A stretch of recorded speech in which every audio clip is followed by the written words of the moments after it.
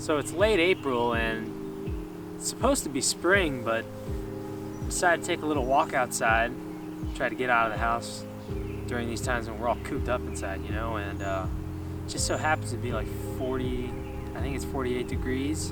What happened to spring? So today I thought I'd talk about electric guitar, one of my favorite instruments, of course, and beloved instrument that we've all heard, that has been on so many different records ever since they were invented in the 1950s. And many of you out there are guitar players. I am too.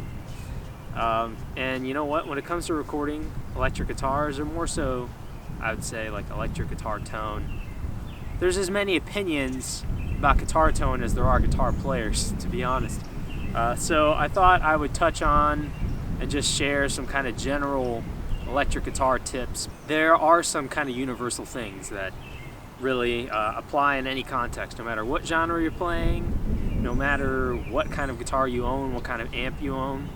There are some things, some practices, I guess you could say they're best practices that have been refined by pros over generations and generations, that they just work. So I'm going to show you a couple different ways that we can approach this thing. With bass, I recommended that you go fully direct. With acoustic, I recommended the opposite, that we go completely microphone, no direct whatsoever. Now, electric guitar is kind of a gray area because I think you can get great results going both ways. You can plug in direct, and with the technology that's available today with amp sims like we looked at for bass, you can get great sounding tones, like awesome, phenomenal sounding tones right in the box. But if you're the kind of guitar player that's more old school and you've got an amp that you love and you're like wedded to that thing, you don't have to break up with it. You can throw a mic on that thing, and there are things that you can do to get consistent tone every time. So we're going to try to take a look at all approaches on this one and see what happens. And I think that there's just so many different possibilities nowadays, and getting good guitar tone is easier than it's ever been, I'd like to think, from the perspective of a home studio owner who wants to record his guitar, electric guitar. Yeah, let's take a look. We're going to do direct, we're going to do amp, we're going to use some pedals. You can use pedals going direct as well, or you can use in-the-box effects. It's all up to you. But all approaches are going to be evaluated here, and let's take a look at this thing and see what happens. I'm really excited. I think we're going to get some really killer tones out of this.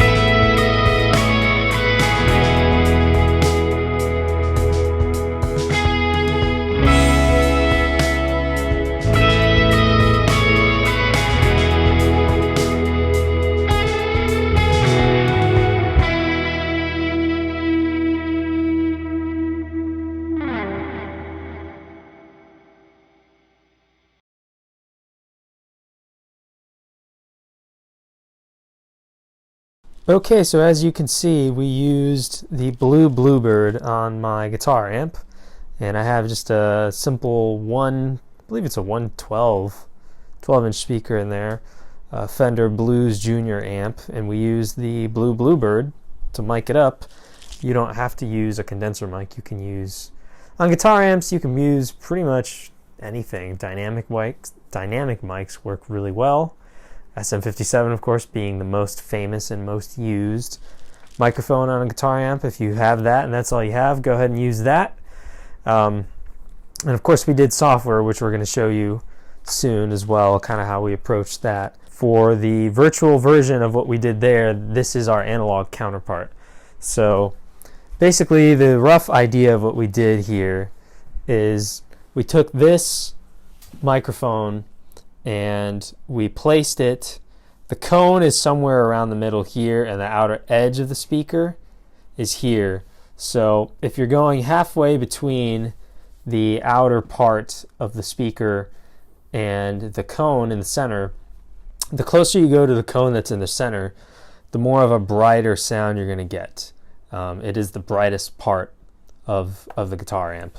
And the more that you go away from it towards the outside, the darker and more warm it becomes. So if you're trying to kind of strike a balance between the two, find a compromise, you go probably about halfway in between. And what I like to do is I just take, nowadays since our handy dandy smartphones are equipped with flashlights, let me show you this. Take your phone's flashlight, and if you shine it here, I don't know if you can see that very well, but you'll start to see, because I do have a regular light for our video here, but basically if you can see right there is the cone of the amp, the center of the speaker cone, that is, and then over here is the outside part of the speaker. So this is, again, here's the middle and here's the outside, so right here is kind of in the middle. So it kind of just strikes tonally a nice balance between the brightness of the center cone and the warmth of the outside of the speaker.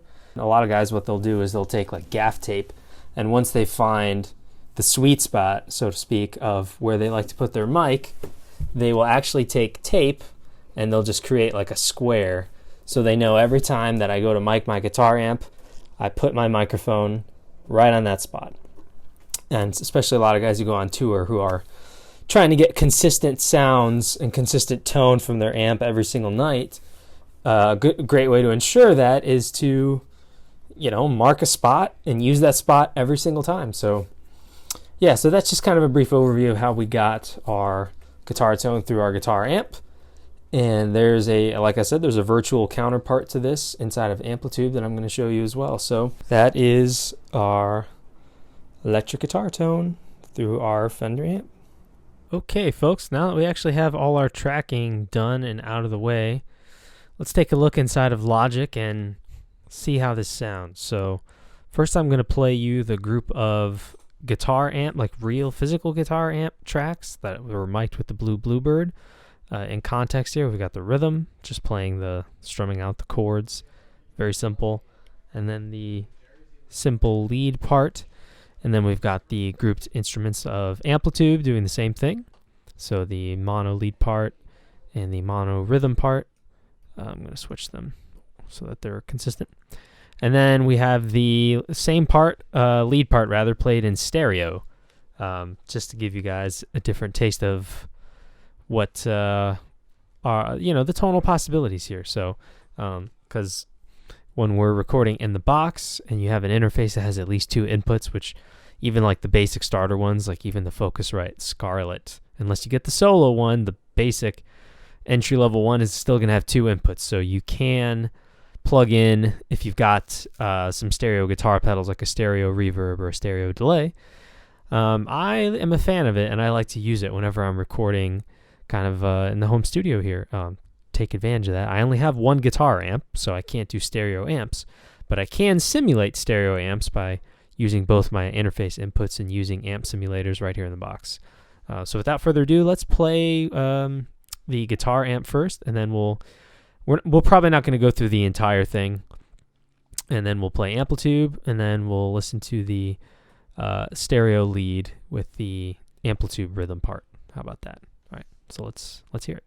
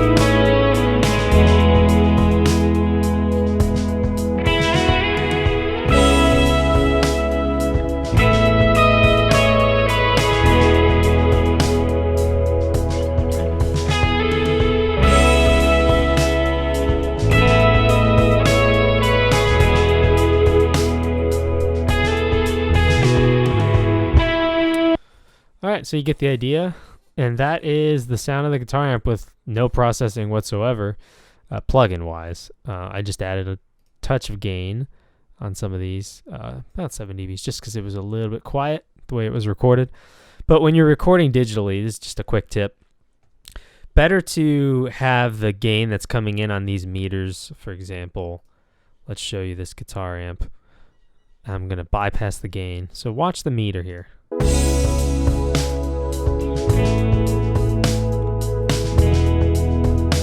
So honestly, right now, where the gain meter is at for this track is actually perfect. I didn't even really need to add it. But because I have all this other stuff already kind of peaking towards the top, I got these drums are just slammed. The bass amp is really loud. I more so just added gain just to make the level kind of on the same level as the rest of the instruments that are in the mix. Of course, the other play would be to go to the, this bass amp track and the drum track and just like turn the gain down on those to make it come down to the gain level of this track. So that would be the other thing. But that's just a quick tip. Better to record the gain at a modest level, and then if you need to add it, you can always use a simple gain plugin like this. Versus if you recorded it and it's already going into the red territory here and you're getting like the digital distortion, which is not sonically pleasing, then you can't really remove that from your recording. If this was an analog console and you were pushing it and getting that sort of distortion, then that's a different story. That stuff can be really pleasing sounding, but not in this case. So just a quick tip. Okay, now with that in mind, let us mute this group, and now let's listen to the amplitude. Turn it on, and let's see what happens.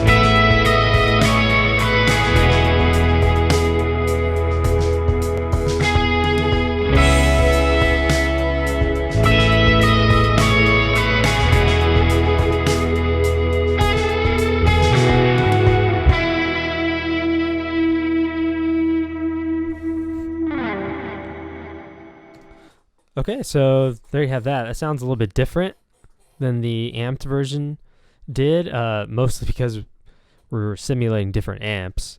So the rhythm amp is like this Dr. Z Max 18 Junior. And if you look here, that is a small combo amp. Not too much different than our Fender Blues Junior in terms of size. Tonally, yes. There's no disputing that. But in terms of size, it's a small combo amp, so it's kind of in the same class, you know. But for the lead, we're running this vicious, huge, high. It says high amp, but we all know this is a high watt British amp, not too dissimilar to a Marshall. Kind of in the same conversation or in the same breath, but they have their differences. And that is running through a 412 cab, so obviously sounds much bigger. So that's a large part why the tone is different. And then let me leave the rhythm part here, and let's listen to these guys now turned on. So I'm going to play from about here. And by the way, this is the high watt and Dr. Z. So here we had high watt and Dr. Z, one for rhythm, one for lead. And now here we have them both playing lead. So let's hear that.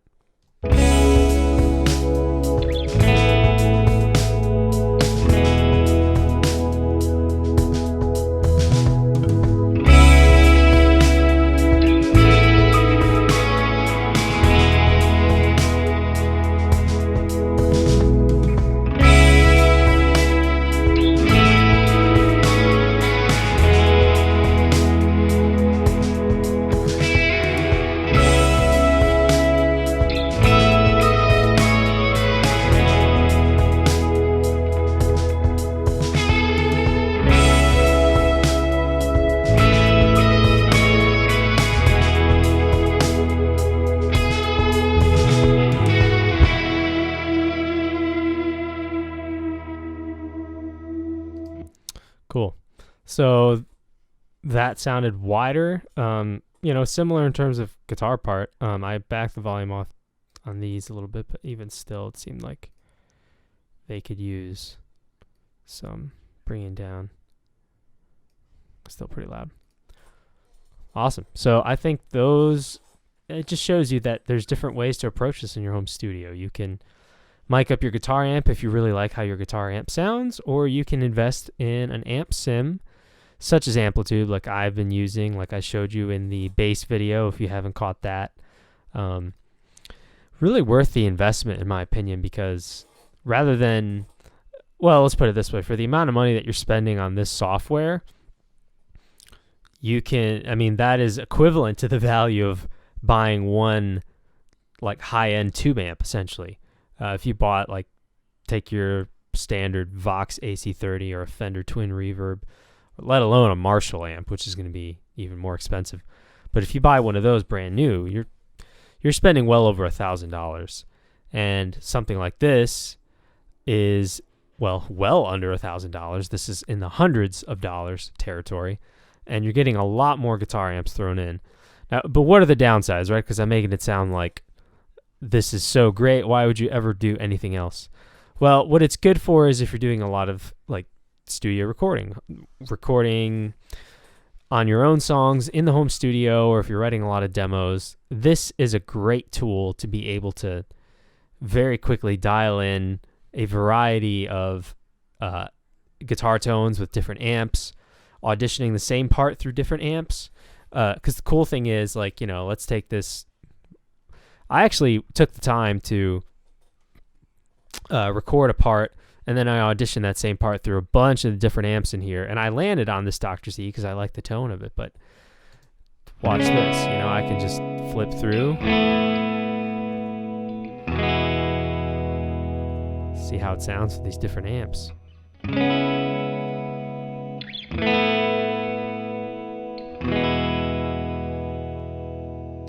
I don't think I'm on the right channel, now that I just realized. So let me put that back to where it was. I most certainly was not on the right channel. That's hilarious. Okay, so let's try that again. Watch this. Wow, big difference. Whoa.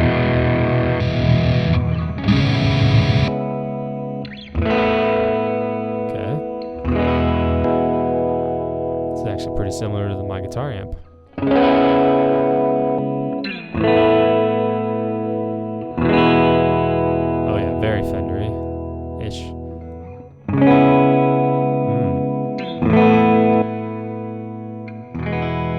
Twin reverb.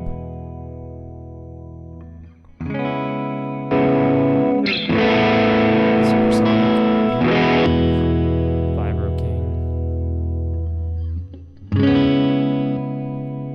59 bassman. Lots of bass. This is an actual bass amp. Bassman 300. Metalhead. Princeton. That's another smaller combo amp. See?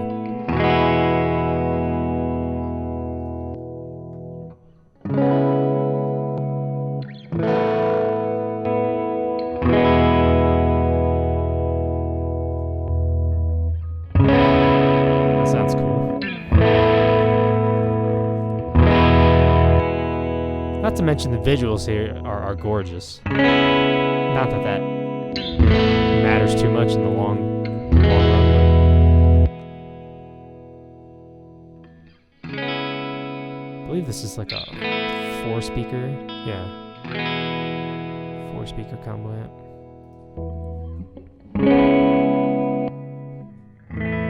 That's a bass amp. Jet City. One of the cheaper tube amps around.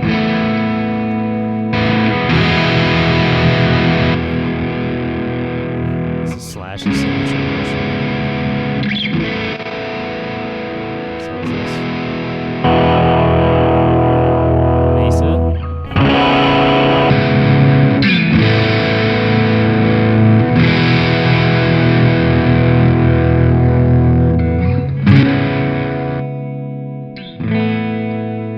See, there's a clean channel. That sounds good. Oh, rectifier.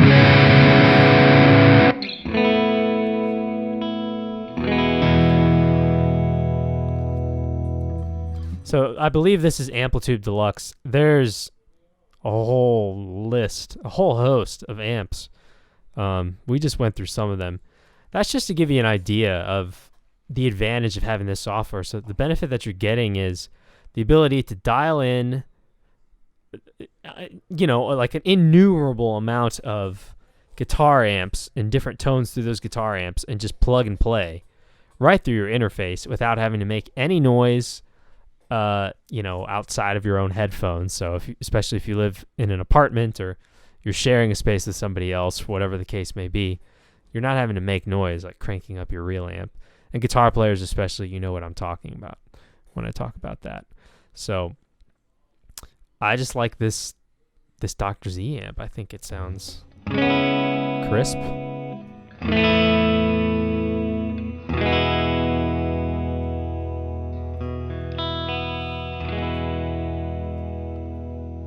And now, just like I was showing you in the section where we were talking about miking your real physical guitar amp and when you're trying to locate the position of your speaker. So Amplitude gives you this virtual version of the same thing. So if you use your mouse, you can click and you can drag and move the position of the mic, just kind of roughing it and just kind of doing like a rough estimate this way. But once you're in this view here and you click on this allows you to be much more precise. Like if I was clicked here and I was choosing speakers, I would only get to see what I'm doing here, kind of freehanding it. But if I move over here, as you saw, I'm sure before, as I'm moving this is moving at the same time. And I come over here, and if I can use this and I can move this around, and it's also moving over here. It's very interactive, very, very cool. I really, really like using this Ribbon 121 microphone. It's simulating, it's a model of the Royer R121, one of the greatest guitar amp microphones that ever was. Ever is. It's still around. It's not like it's discontinued. Very much continued. And then it's your choice if you'd like to add a second microphone. So if you don't want it, you just click right up here and you go none. And sometimes on, especially like a small combo amp that has one speaker, you don't really need the second one. But if you want to add the second one, like let's say this U87. It does add, I think, an additional layer, additional texture. Right down here, if you look at this fader icon, brings you to this like little mini mixer where you can blend the two microphones. So your primary mic 1 is the Royer, and then here is that, this is modeling the Neumann U87 condenser microphone. Tube condenser, might I add. And then a room mic, you can blend that into taste. More room, or subtle.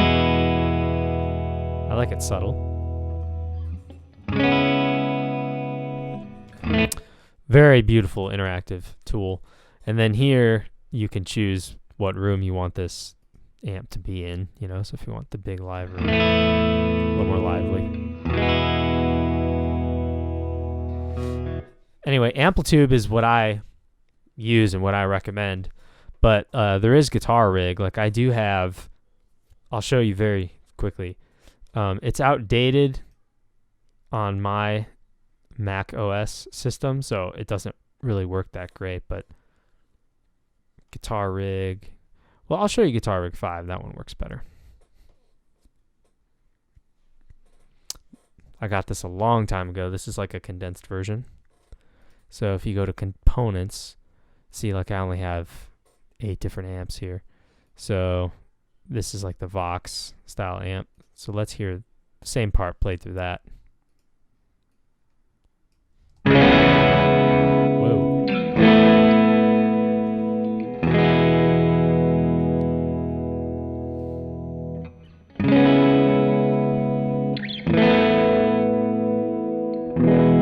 It's a bit dark.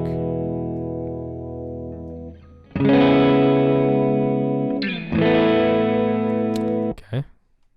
Let's hear this twang reverb. That's like twin reverb.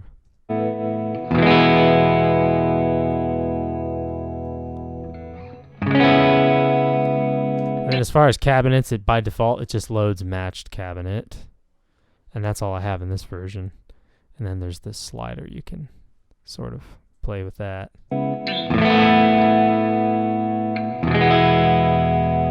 Now air, when you move it more towards that, that would be an Amplitube. The equivalent of taking, when you're in this mic position editor, taking this and backing it off the speaker. So you're capturing more of the room that way. Listen how that sounds in Amplitube. In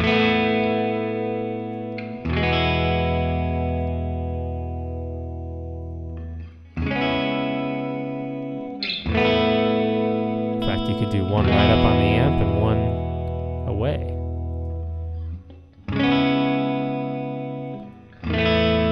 That sounds pretty cool. You can get creative with it, and you can create so many different tonal combinations. Like, it's so crazy. And just like I was saying, when you get right up on the cone, the sound gets brighter.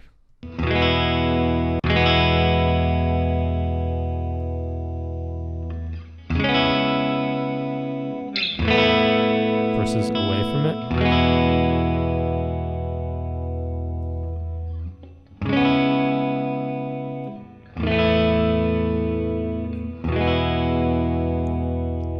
So these are like mic techniques that shape and impact tone before you even touch like an EQ. Whether that's an EQ plugin or the EQ settings on your amp. I mean, it's like, so all these like different moves affect your overall tone. So I thought I'd show that to you guys, and just to show you that with these amp simulators like Amplitube, like Guitar Rig, and there's others out there, you know, there's bias amp effects too, or something like that. That was more like an amp builder, because you're getting to make decisions about like the transformers that build your amp and the preamp tubes and the so you're kind of building a custom amp from scratch virtually.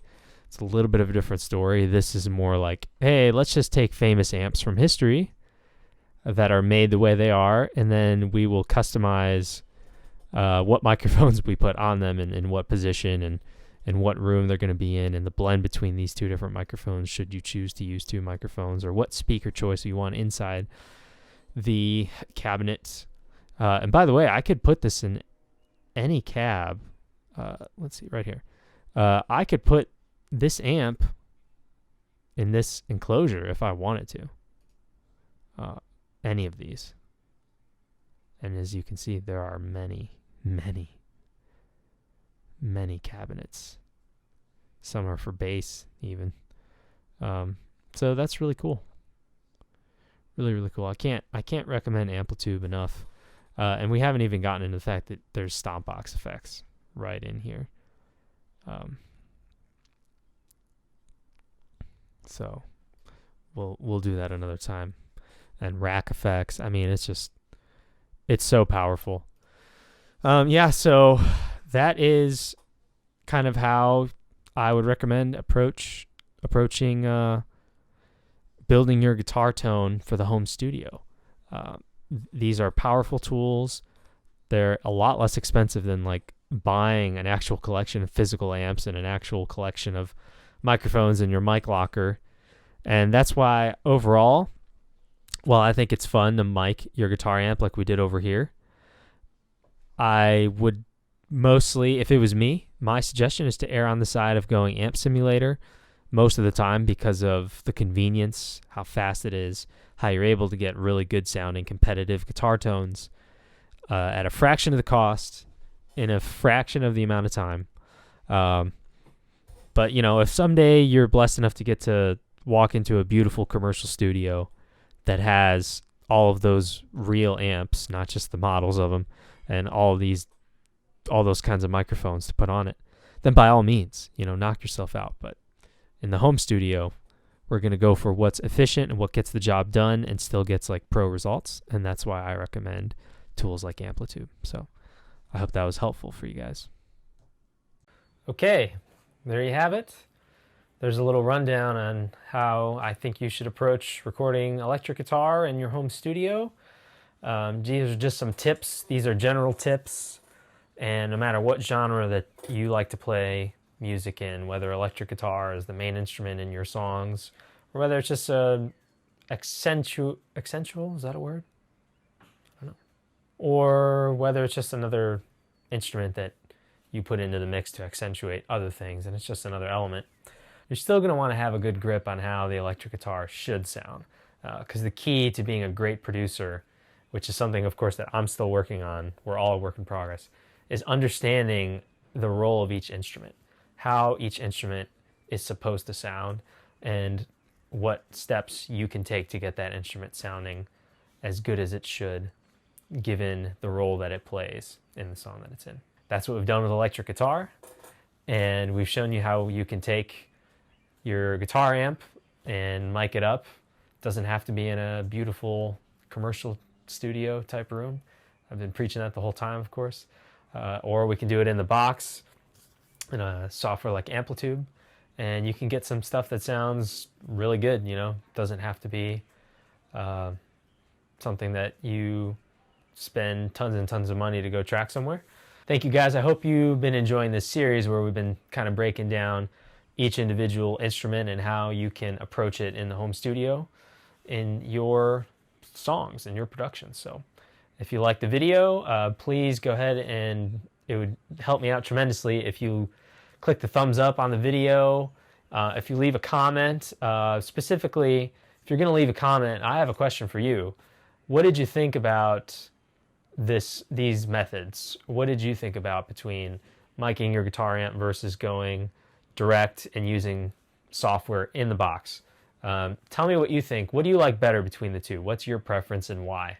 I've already told you my preference. I like Amplitube, and I like going direct for the flexibility of it, basically in a nutshell. But I'd like to know, what do you like? Are you the guy that's more purist and prefers to mic every time? And if so, why is that the case? I'd love to hear it. And if there's anything else in general that you're curious about and you just want someone to kind of talk about, like if you have a topic that you want me to jump into and give you some more information and deep dive into because you feel like that's missing out there, you've been trying to do some research and there's not a lot of good info on there, please also let me know in the comments. I would love to talk about it and do a video, because I want to make sure that if I'm going to take the time to make these videos, I'm at least doing something that's going to really be relevant and speak to you. Because otherwise, what's the point? And then the last thing is, second to last thing, in addition to liking the video, why don't you go ahead and hit the subscribe button if you felt like this, if this video and the series that we've been doing has been worth it. I would be honored to have you as a subscriber. So go ahead and hit that subscribe button, and if you know how it goes, if you hit that little bell for the notifications, you'll be notified when a new video comes out.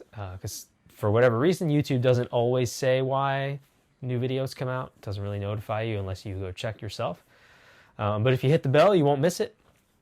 And then the last thing is, I have something for you.